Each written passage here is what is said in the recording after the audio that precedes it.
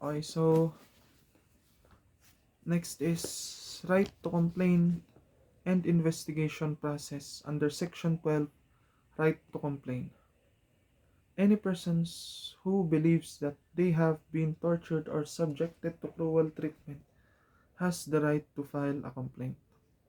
Complaints must be handled by competent authorities and receive a prompt and impartial examination. So dito, pinapakita niya na ang processing and yung complaint is thoroughly dumadaan sa mga proseso na may sinusunod. So next is under dito naman sa under section 12, right to prompt and impartial investigation. This guarantees a thorough and unbiased investigation into allegations of torture, aims to ensure justice, transparency, and accountability in law enforcement processes. Parang examples dito is mga unbiased na mga officers during investigation na nagli-lead sa torture kung saan hindi nila dinadaan sa tamang due process, which parang discretion na nung pulis kung i-handle niya ba to through torture or psychologically nilang i-abuse yung isang individual. So next is right to physical and mental evaluation. While not explicitly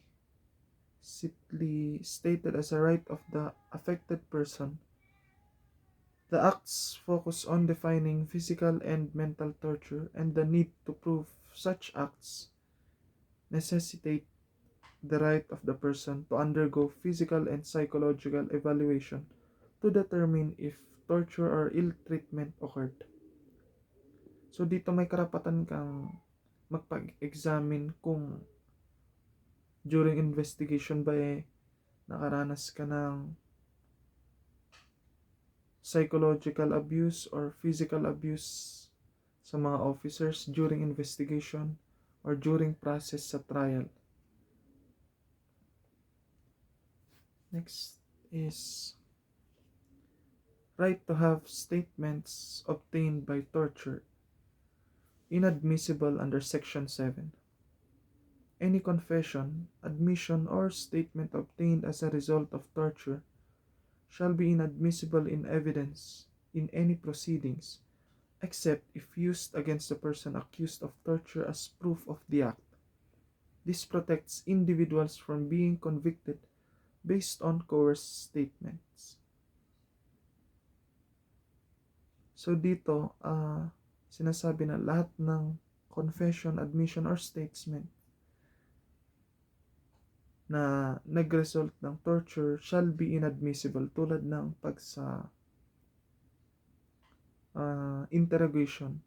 Nakuha mo yung statement ng isang individual, pero ang ginamit mong pagkuha ng statement is through torture, kahit physical man yan or psychological, na inabuse mo yung isang individual, is magigitong inadmissible sa court and shall not be accepted by the judge. So next is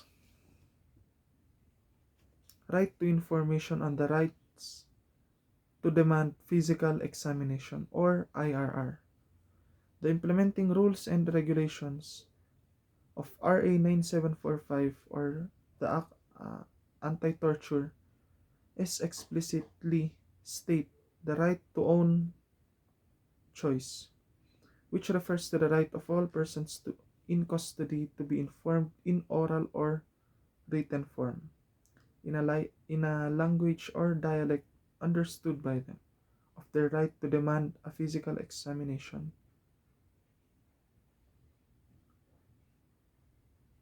Next is right to prompt and thorough physical examination.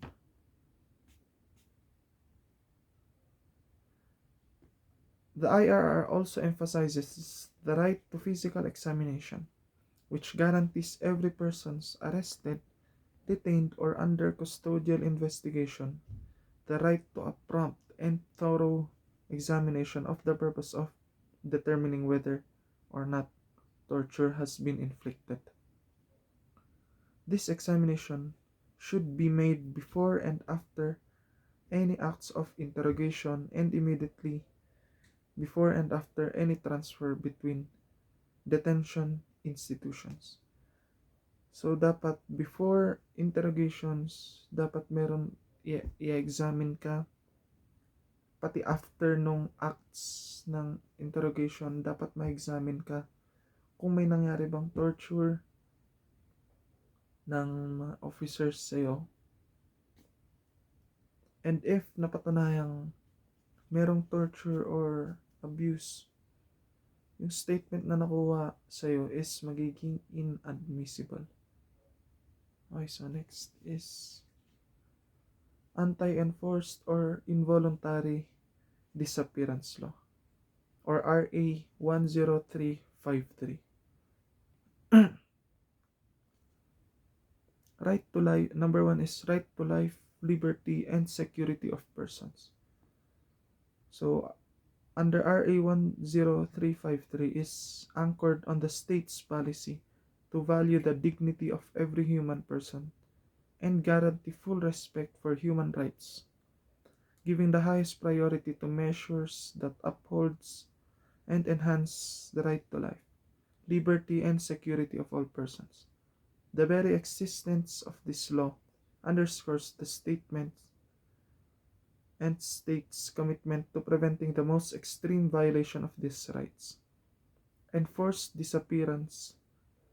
By criminalizing such acts, it implicitly reinforces the right of individuals to not be subjected to arbitrary arrest, detention, or abduction. So number 2 is rights against arbitrary arrest and detention. While RA 10353 specifically addresses enforced disappearance, which involves state agents or other acting with their acquiescence, the underlying principle is the protection against unlawful deprivation of liberty. So number 3 is rights against secret detention places, solitary confinement, and incommunicado detention.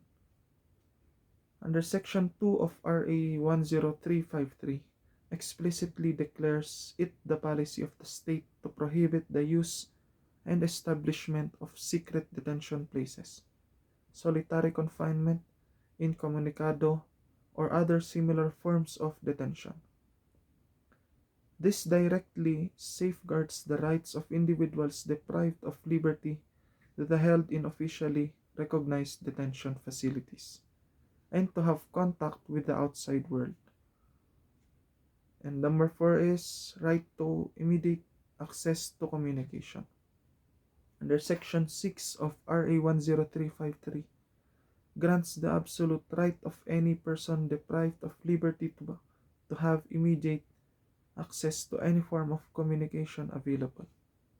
This is to enable them to inform their family, relatives, friends, lawyers, or any human rights organization of their whereabouts and conditions. This right attaches immediately upon actual deprivation of liberty, including during the taking, transit, and detention phases.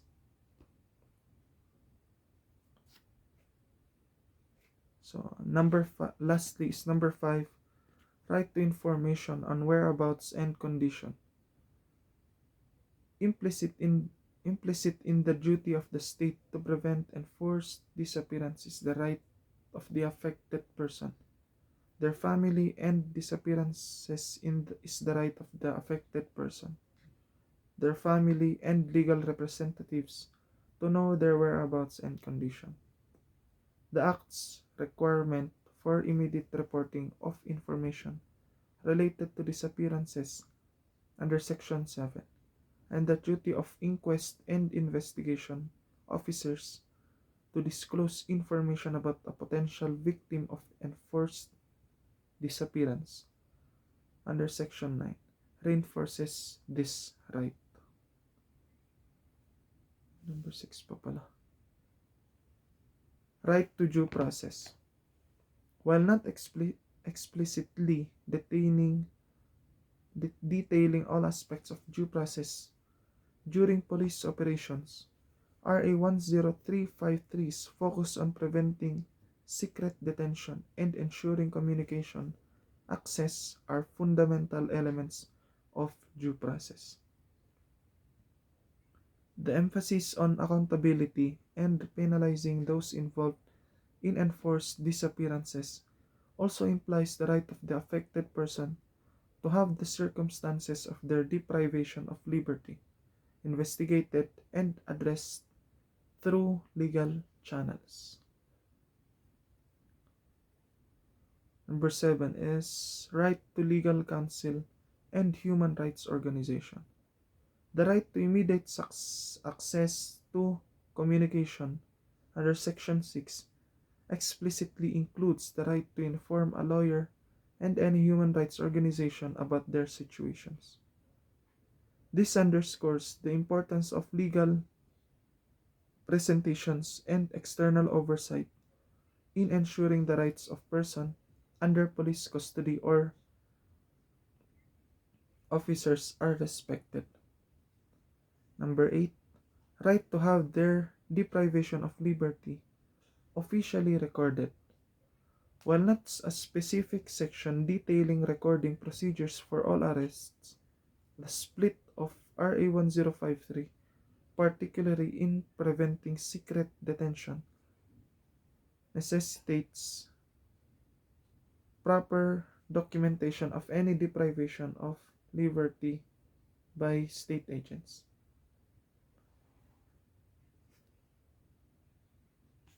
The implementing rules and regulations, or the IRR, of RA 10353 likely contain more specific guidelines on recording detention. Number 9 is right against torture, force, violence, threat, intimidation, or any means violating free will. Under Section 2 of RA 10353 declares the state's policy to provide restitution, compensation, and rehabilitation for victims and their families, particularly concerning the use of torture, force, violence, threat, intimidation, or any other means which vitiate the free will of persons abducted, arrested, detained, disappeared, or otherwise removed from the effective protection of the law. This directly reinforces the right of individuals under police operation to be free from such abuses. Number 10 is right to speedy and effective remedies. The Act's penal provisions and the emphasis on the non-derogability of the right against enforced disappearance under Section 4 implies the right of affected persons and their families to have access to speedy and effective remedies in case of violations. Under Section 12 of RA 10353 mandates the expeditious dispensation of proceedings pertaining to the issuance of writs of habeas corpus, amparo, and habeas data, which are crucial legal tools for seeking the whereabouts of a missing persons and protecting their rights.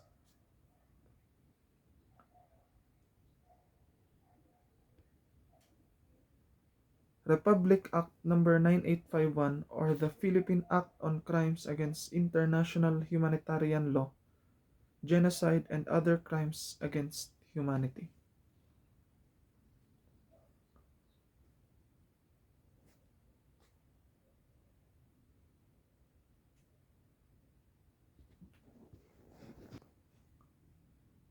Number 1 is right to protection as a protected persons. In armed conflict under section as protected person, individual persons have the right not to be subjected to war crimes, which includes number 1 is willful killing, number 2 is torture or inhumane treatment, including biological experiments. Number 3 is willfully causing great suffering or serious injury to body or health.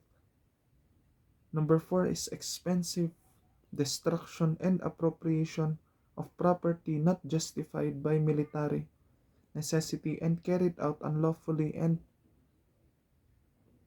number 5 is willfully depriving a prisoner of war or other protected persons of the right to a fair and regular trial. Number 6 is taking of hostages. Number 7 is committing outrages upon personal dignity, in particular humiliating and degrading treatment. Number 8 is slavery, rape, sex slavery, and forced prostitution, forced pregnancy, and forced sterilization, and others.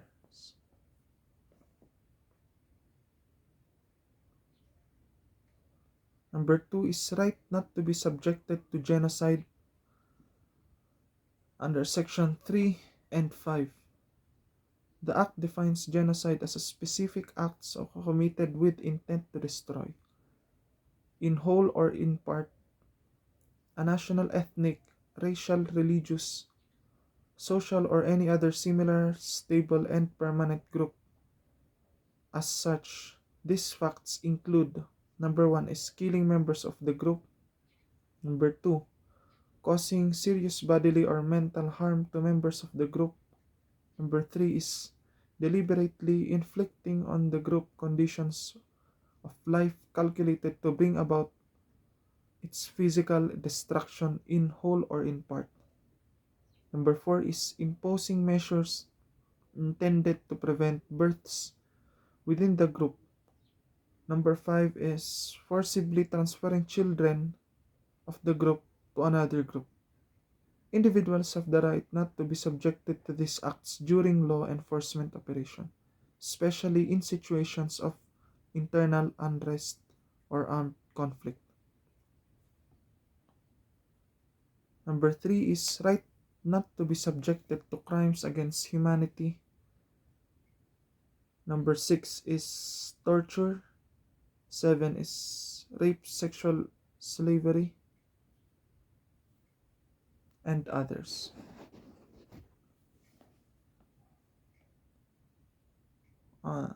Number 4, right to fair and prompt trial.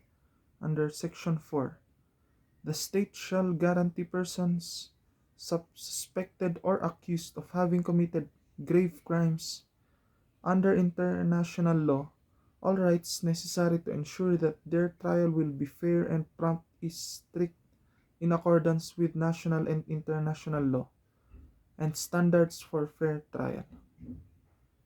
And lastly is right to protection as victims and witnesses under Section 4. The state shall also protect victims and witnesses of these grave crimes. This implies rights related to safety, support, and participation in legal proceedings. So that is all for domestic laws. Thank you.